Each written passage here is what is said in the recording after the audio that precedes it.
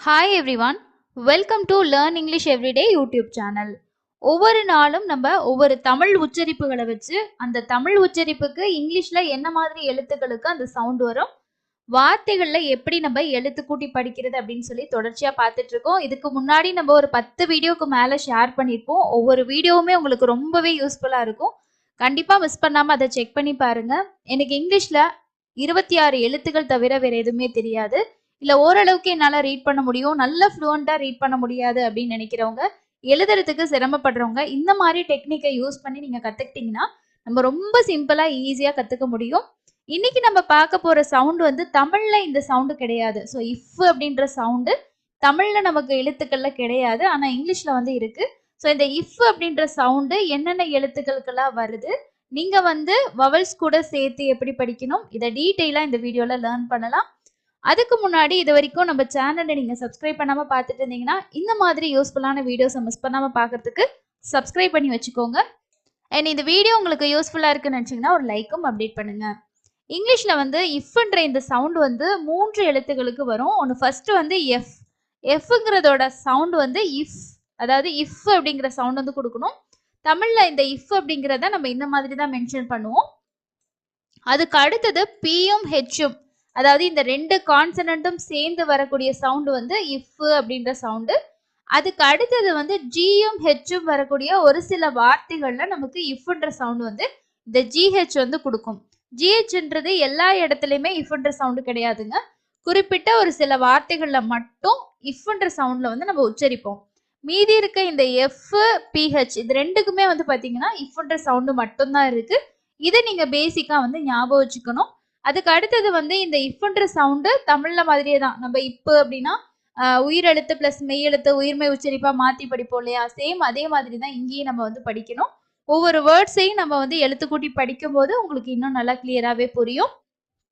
Okay, இப்போ இந்த இஃப்ன்ற sound எந்தெந்த எழுத்துக்களுக்கெல்லாம் வருது அப்படின்னு நம்ம பார்த்தாச்சு. அடுத்தது நம்ம என்ன பார்க்க போறோம் அப்படின்னா, நான் ஒவ்வொரு வீடியோஸ்லயுமே வந்து ஒவ்வொரு சவுண்டு பார்க்கும் போதும் உங்களுக்கு வவல்ஸ் எழுத்துக்கள் எல்லாமே நான் ரிமைண்ட் பண்ணிக்கிட்டே இருப்பேன். ரீசன் வந்து என்ன அப்படின்னா, நம்மளோட மைண்ட்ல வந்து நல்லா செட் ஆயிடும். ஓகேங்களா? ஸோ அதனால நீங்க வார்த்தைகளை பார்த்ததுமே என்ன பேட்டர்ன்ல படிக்கணும் அப்படின்றத நீங்க ஈஸியா புரிஞ்சுக்க முடியும். இப்போ ஏ, இ, ஐ, ஓ, யு மொத்தம் இருக்கக்கூடிய 26 எழுத்துக்கள்ல 5 உயிரெழுத்துக்கள் தான் இருக்கு.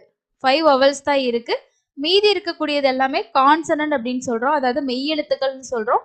அந்த கான்சனன்ட்ல இருக்கக்கூடிய இந்த வைக்கு மட்டும் 2 வவல் சவுண்ட் வந்து இருக்கு. ஓகேங்களா? ஸோ இதையும் நீங்க வந்து ஞாபகம் வச்சுக்கணும். இப்போ படிக்கிறதுக்கான மெத்தடு நம்ம வந்து பார்த்துடலாம். ஸோ எப்படி வந்து இந்த சவுண்ட்ஸை வச்சு நீங்க வேர்ட்ஸை வந்து ரீட் பண்ணணும், அதுக்கு என்னென்ன விஷயங்களை நீங்க ஃபாலோ பண்ணணும்னு. ஃபர்ஸ்ட் விஷயம் என்ன அப்படின்னா, இந்த இஃப்ன்ற சவுண்டு, அதாவது எஃப் ஆகட்டும் பிஹெச் ஆகட்டும், மேக்சிமம் ஜிஹெச் வந்து இஃப்ன்ற சவுண்டு வேர்டோட ஸ்டார்டிங்ல வந்து வராது. அதனால நீங்க வந்து இந்த எஃப்ஐயும் பிஹெச்ஐயும் மட்டும் ஞாபகம் வச்சுக்கோங்க. வார்த்தையோட ஸ்டார்டிங்ல வருது, அதுக்கு அடுத்தது ஒரு வவல் வருது அப்படின்னா இந்த இஃப்ன்ற சவுண்டையும் இந்த ஏயோட ஏங்கிற சவுண்டையும் சேர்த்து நம்ம ஃபே அப்படின்னு சொல்லி படிக்கணும். அதாவது உயிர்மை உச்சரிப்பா மாத்தி படிக்கணும். இதுவே எஃப் வருது, அதுக்கு அடுத்தது இன்னொரு கான்சனன்ட் வருது, அந்த கான்சனன்ட்டுக்கு அடுத்து தான் ஒரு வவல் வருது, இந்த மாதிரி ஒரு வேர்டு வருது அப்படின்னா இதை எப்படி படிப்போம் அப்படின்னா இஃப் ஃப்ரான்ஸ் அப்படின்னு படிப்போம். இங்க வந்து என்ன பண்ணுவோம்னா இஃப்ன்ற சவுண்டு அப்படியே தான் இருக்கும், அதை எதுவுமே நம்ம மாற்ற மாட்டோம். அதே மாதிரி தான் நம்ம இதே ஒரு வார்த்தையில கடைசியில வந்து இந்த எஃப் வருது அப்படின்னாலும் இஃப்னு சொல்லி தான் படிப்போம். அது எதுவுமே நமக்கு அடுத்து வவல்ஸ் இல்லைன்னா மாறாது. 2 எஃப் வந்தாலுமே நம்ம ஒரு எஃபோட சவுண்டு தான் கொடுக்கணும். இப்போ பியூஎஃப் பஃப் அப்படிதான் படிப்போம் இல்லையா? ஸோ இங்க வந்து 2 எஃப் வந்தாலும் ஒரு எஃபோட சவுண்டு தான் கொடுக்கணும். அதே மாதிரி தான் பிஹெச்சுக்கும் உங்களுக்கு வந்து வரும். பிஹெச்சுக்கு 2 பிஹெச் வராது, ஸோ ஒரு பிஹெச் தான் வரும். ஸ்டார்டிங்ல வந்தா அடுத்து வவல் வந்தா நம்ம அதை சேர்த்து படிக்கிற மாதிரி இருக்கும். இல்ல பிஹெச் மட்டும்னா இஃப்ன்ற சவுண்ட் வந்து நீங்க கொடுக்கணும். இப்போ ஒவ்வொரு வேர்ட்ஸும் நம்ம ரீட் பண்ண ஸ்டார்ட் பண்ணிடலாமா? உங்களுக்கு இந்த ரீட் பண்றதுல இருக்க பேசிக் வந்து புரிஞ்சிருக்கும் அப்படின்னு நினைக்கிறேன். இப்போ எஃப்ன்றதுக்கு வரக்கூடிய வேர்ட்ஸ் பாருங்க. இஃப், எஃபோட சவுண்ட் என்னது? இங்க எஃப், அடுத்தது வந்து வவல் வந்திருக்கு, இது கான்சனன்ட், அடுத்து வவல் வந்திருக்கு. அப்போ இது ரெண்டையும் நம்ம சேர்த்து படிக்கிற மாதிரி இருக்கும். F O for. இங்க வந்து பார்த்தோம்னா இந்த ஓ யூ ரெண்டுமே சேர்த்து ஓங்கிற சவுண்ட்ல தான் நமக்கு வருது. அப்போ ஃபோர் அப்படின்னு படிக்கணும். அதே மாதிரி இஃப் ஊ. if u ஃபு. டியோட சவுண்ட் என்னது இட். Food food. ஓகே, அடுத்தது பாருங்க if a ஃபே. சியோட சவுண்ட் என்னது இஸ் அப்படிங்கிற சவுண்ட். அப்போ ஃபேஸ் ஃபேஸ். அடுத்தது if e ஃபி ஃபிங். என்ஜியோட என்ன சவுண்ட் இதுக்கு முன்னாடியே பார்த்துட்டோம் இங்கு ஃபிங்கர் ஃபிங்கர் ஃபிங்கர் அப்படின்னு சொல்லி வரும். ஓகே, ஃபிங் கர் கர் ஃபிங்கர் ஃபிங்கர். இங்க வந்து இங்கிலீஷ்ல ஞாபகம் வச்சுக்கோங்க, ஆரோட சவுண்டு இரு தான். ஆனா அதை வந்து நம்ம தமிழ்ல படிக்கிற மாதிரி இரு அப்படின்னு சொல்லி அழுத்தி படிக்க கூடாது, சாஃப்டா தான் வந்து படிக்கணும். ஓகேங்களா? அடுத்தது இன்னும் ஒரு சில எக்ஸாம்பிள் எஃப்க்கு வந்து பார்க்கலாம். இஃப் ஏ ஃபே ஃபேன் ஃபேன். அதே மாதிரி இஃப் ஆர் ஃபார் எக் ஃபார்க். இங்க வந்து ஆர் அப்படின்ற மாதிரி சவுண்ட் வந்து வரும். ஓ ஆர் சேர்ந்து ஆர் கண்ட்ரோல் வவல் சவுண்ட்ல வரும். அப்போ ஃபோர்க் அப்படின்னு படிக்கணும். அதே மாதிரி இஃப் ஓ ஃபோ எக்ஸோட சவுண்டு இக்ஸ் அப்படிங்கிற சவுண்டு. அப்போ ஃபாக்ஸ் ஃபாக்ஸ். இஃப் இ ஃபி ய. இந்த ஈயோட சவுண்டு இங்க வந்து பாத்தீங்கன்னா இய அப்படின்ற சவுண்ட்ல வரும். ஒரு சவுண்டு வந்து இ அப்படிங்கிற லாங் சவுண்டு, இன்னொன்று இய அப்படிங்கிற சவுண்டு. அப்போ ஃபியர் அப்படின்னு படிக்கணும். ஸோ அடுத்தது பிஹெச். ஓகே, பிஹெச்ல வந்து பாருங்க எல்லா வார்த்தைகளுமே ஸ்டார்டிங்ல பிஹெச் வர மாதிரி கொடுத்துருக்கோம். இப்படி வரும்போது அடுத்து வவல் வந்துச்சுன்னா எப்படி படிக்கணும்? இஃப் ஓ ஃபோ டோ ஃபோட்டோ. இஃப் ஓ ஃபோ ஃபோன். இங்க ஓ டேஷ் இ ரூல், ஓங்கிற சவுண்டு என் லாஸ்ட்ல வரும். அதே மாதிரி இஃப் ஏ ஃபே இஸ். இங்கேயும் அதே மாதிரி தான் ஏங்கிற sound A dash E long rule sound வந்து வரும். அடுத்தது பாருங்க பெசன்ட் பெசன்ட் பெசன்ட். ஓகே, நெக்ஸ்ட் வந்து பாருங்க இங்க வந்து நமக்கு வார்த்தையில கடைசியிலையும் வருது மிடில்லையும் வருது. ஸோ இந்த மாதிரி இருக்கும்போது எப்படி படிக்கணும்? அதே மாதிரி முன்னாடி ஒரு கான்சனன்ட் வந்து அடுத்தது பிஹெச் வந்துச்சுன்னா எப்படி படிக்கிறது? இது வந்து கிராஃப். லாஸ்ட்ல வரையில பாருங்க இந்த இஃப்ன்ற சவுண்ட்லயே இங்க உங்களுக்கு முடிஞ்சிருதா? அப்போ கிராஃப். அதே மாதிரி ட்ராஃபி.